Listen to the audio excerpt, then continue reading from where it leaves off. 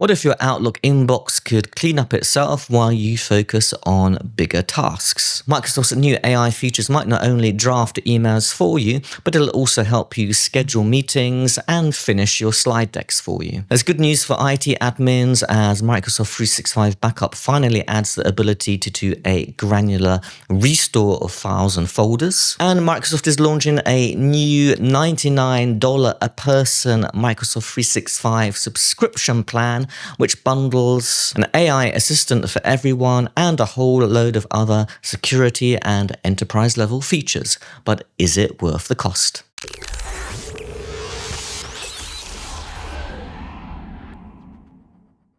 Welcome to This Week in IT, the show where I talk about everything connected to Azure, Microsoft 365 and Windows. Today's show is sponsored by our friends at Caresoft. I'd like to apologize, I've got a bit of a cold today, so my voice is a little bit hoarse, but I'll try to get through this as best as possible. This is the first episode in a couple of weeks and, well, a lot has happened. So before I go on to the first story, I'll just mention something that's connected to it. So I know that a lot of you watch in the US and probably you've had agent mode in Microsoft 365 Copilot for a while. I just got it this week, so some of the updates to Copilot we're going to talk about in a second. Two things I wanted to note: that Copilot, these built-in Copilot experiences seem to be a little bit faster in the Office apps. There was always some lag with typing. That seems to be a little bit improved now. I think the agent mode is fantastic. This allows you to do things like work on, let's say, a Word document. On that document overall, before you had these kind of weird experiences where you could like rewrite a paragraph or do something to a paragraph, but you couldn't really act on the document as a whole. And, I've been able to do things like vibe editing a document with the new agent mode, which is something you definitely couldn't do before.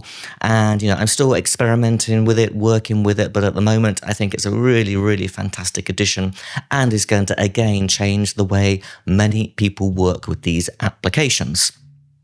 So what am I going to talk about this week? Well, there are a couple of stories, again, all connected to Copilot.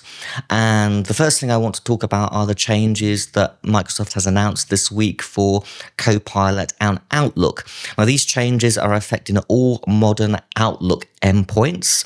So I guess that means Outlook for the web and the new Outlook application for Windows. Not sure if that includes legacy Outlook, probably not, but let me know if I'm wrong about that in the comments below. So there are several things that Microsoft has introduced to really help people better manage their email, their calendars, all that kind of thing.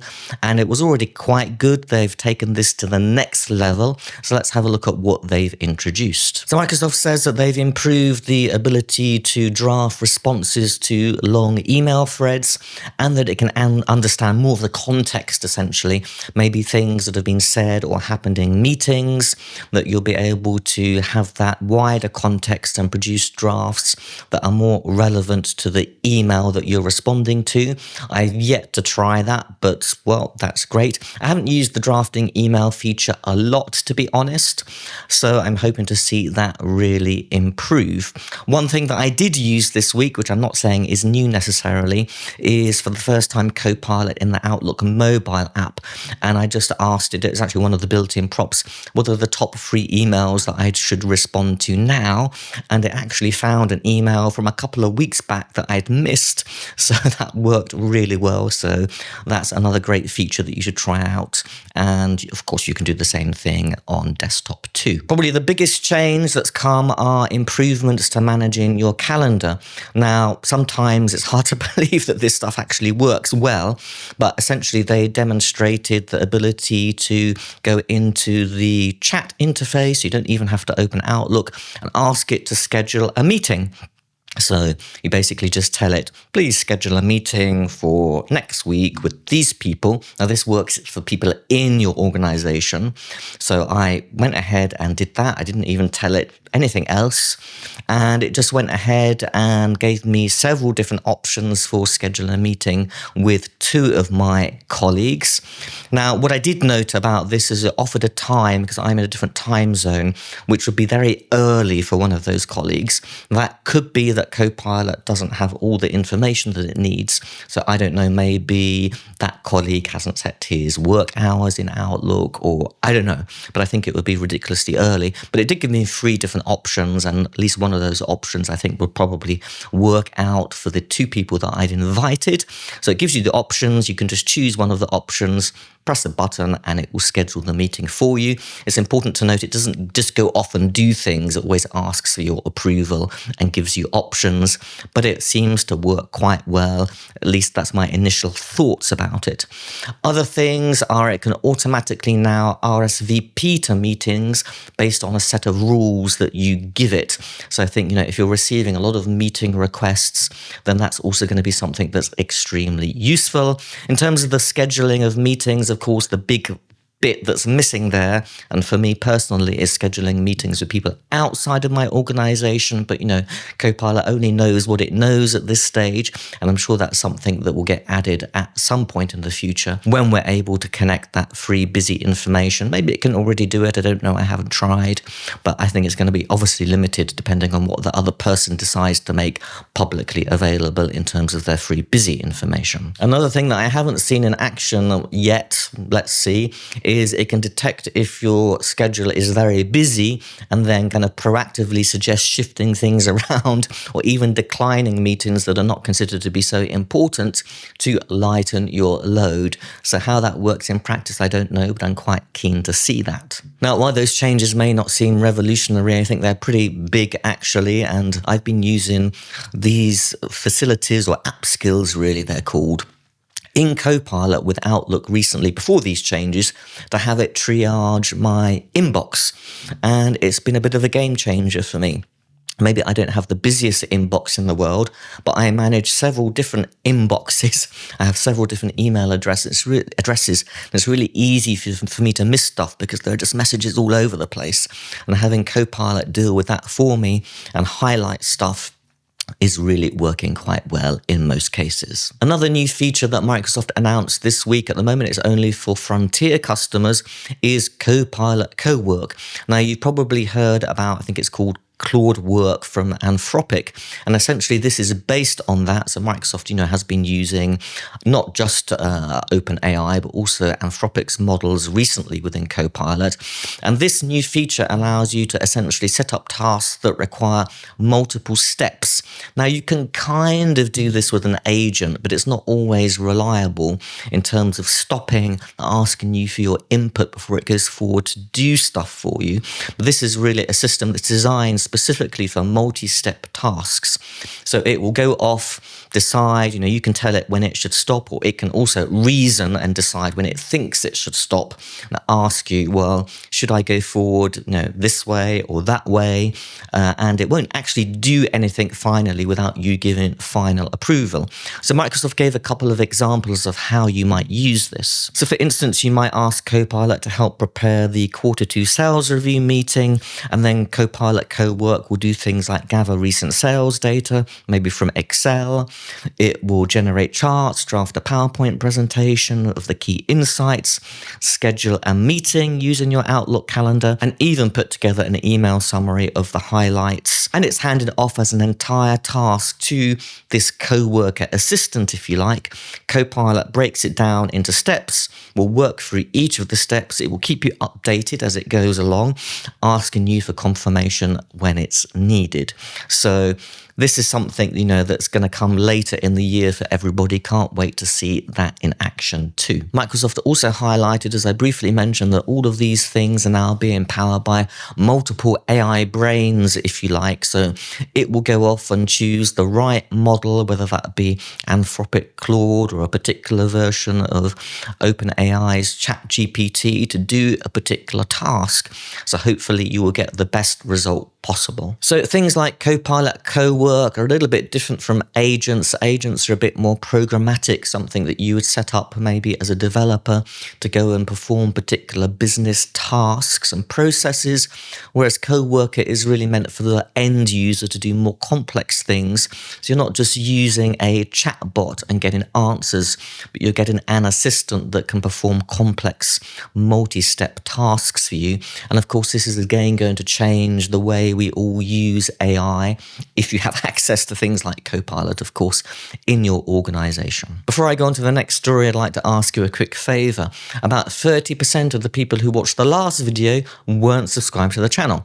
Now, as we go live today, we're on about 14,150 subscribers. I'd love it if we could push that up to 14,200. So if you'd like to see these weekly news updates from Petri.com, please subscribe to the channel and don't forget to hit the bell notification to make sure that you don't miss out on the latest uploads. Still on the topic of AI, Microsoft has introduced a new license this week, the Microsoft 365 E7 license, which it's called in the First Frontier Suite, and it's going to cost $99 per user a month. So what exactly does this include? It's a pretty steep price tag.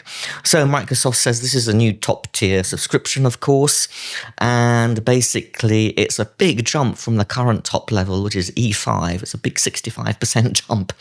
So this is including everything that you get in E5, so obviously the Office apps, Windows Enterprise, E5 security and compliance features.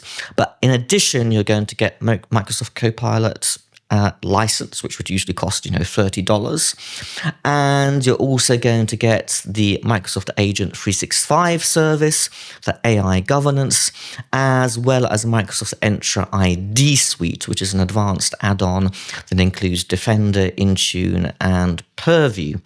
So essentially, it's an all-in bundle for organizations that want to use all of this stuff. Now, Microsoft is saying that this is cheaper than if you were to go out and buy all of these things individually. But, apparently it's only about 13% cheaper. So you're not getting a huge discount. Now, I think one of the things you have to bear in mind is that not all users use AI and these features in the same way.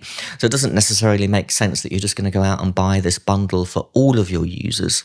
Now, wouldn't it be nice, at some point in the future, if all of this information that Microsoft is collecting about Copilot and giving us access to that usage information within the various dashboards in Microsoft 365, if it could also suggest appropriate licenses. Now, I don't think that's something that we have there at the moment. You kind of have to either pull that information out, or a third party will help you to navigate the whole license issue. But that would be great in the future. The E7 license also includes Agent 365, which is an AI control center for AI agent, users, if you like, and that's something that's becoming, more of a problem to control in terms of identity management. That's becoming generally available later this year, before summer, I think, and that is also included here. Again, especially large organizations that are going down the agent route. This is something that you're probably going to need to keep yourself secure. Is this new bundle worth it? Well, again, it really depends on your organization and the users and how they're using all of these things put together. Is the $30 per user for Microsoft 365 Copilot worth it? That's something that I would like to say now is really, if you'd asked me that question 2 or 3 years ago when this thing first launched, I would have said probably not. But now I really do feel that, for $30 a user, providing the user really understands how to use this stuff, because I still hear so many people saying that all of this stuff is not really that useful, and it's like, what the hell are you smoking? I mean, this stuff is really incredibly useful if you understand how to use it, work with it, and get the most from it. So, it's maybe, we've reached that point where it's worth it, providing, you have that information to show that the user is all in on it and really understanding how it can benefit them and their workflows. Microsoft 365 backup, backing up Microsoft 365, it's always been a little bit of a controversial topic. Microsoft obviously felt that there was a need for it because they introduced their own product. I think it's already a couple of years ago now this was introduced. There are, of course, third-party options. Microsoft announced this week that now you'll be able to restore SharePoint and OneDrive for Business folders and files on a granular level. So before you would essentially have to, have a wham bam restore everything. And, that's not, a great idea, because essentially you can end up restoring things, that you overwriting perfectly good new copies of things, but now you'll be able to pick and choose exactly which files and folders that you are able to restore. So I think this is going to make this a more attractive proposition for organizations, and it really solves a problem for IT organizations in terms of how they really, get value from this in terms of being able to use it for recovery when it's really needed in the real world. So to be honest, I'm not quite sure how this thing was really usable without that before. I guess it's just gives you a nice feeling of having everything backed up.